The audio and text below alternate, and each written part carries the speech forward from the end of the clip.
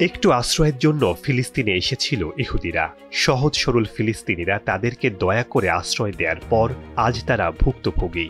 ওরা বিশ্বাসঘাতকতা করে ক্রমেই দখল করে নিচ্ছে দেশটি, নিশ্চিহ্ন করে দিচ্ছে একটি গোটা দেশকে। ফিলিস্তিনে ইহুদিদের চালানো নৃশংস তাণ্ডব দেখলে যে কোনো মানুষের বিবেক নাড়া দেয়।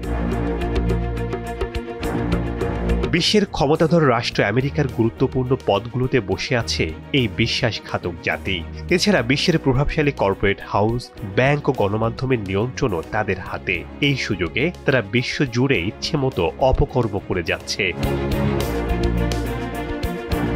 ইতিহাস প্রমাণ করে ইহুদিরা সব সময় নবী রাসূল এবং আল্লাহর সাথে কৃত চুক্তি ভঙ্গ করেছে। এখনও তারা যে কোনো চুক্তি ও সিদ্ধান্ত ভঙ্গ করতে কুণ্ঠাবোধ করে না। স্বার্থপরতা তাদের প্রধান বৈশিষ্ট্য। সাম্প্রতিক সময়ে দেখা যায় জাতিসংঘ সহ সকল আন্তর্জাতিক সংস্থার সিদ্ধান্ত ও প্রস্তাবগুলো তারা নির্ভয়ে প্রত্যাখ্যান করে। মুসলমানদেরকে শত্রু মনে করা তাদের চারিত্রিক বৈশিষ্ট্যের অংশ।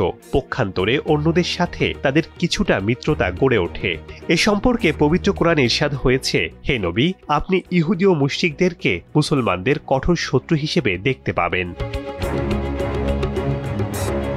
বিশ্বাসঘাতকতা ইহুদিদের চরিত্রের অন্যতম বৈশিষ্ট্য। এছাড়া হঠকারিতার জন্য এরা বিভিন্ন দেশ থেকে বারবার বিতাড়িত ও বহিষ্কৃত হয়েছে। ফ্রান্স, ব্রিটেন ও জার্মানির মতো উদারপন্থী দেশগুলো তাদেরকে জায়গা দেয়নি। অধিকাংশ খ্রিস্টানরাও তাদেরকে গ্রহণ করতে পারে না। যিশুর হত্যাকারী হিসেবে ইহুদিদেরকেই দায়ী করেন তারা। উইলিয়াম শেক্সপিয়ারের মার্চেন্ট অফ ভেনিস নাটকেও এই জাতির কুচরিত্র ফুটে উঠেছে। ওয়ালটন আবারও মিলিয়নিয়ার অফারে ওয়ালটন ফ্রিজ কিনে আপনিও হয়ে যেতে পারেন মিলিয়নিয়ার।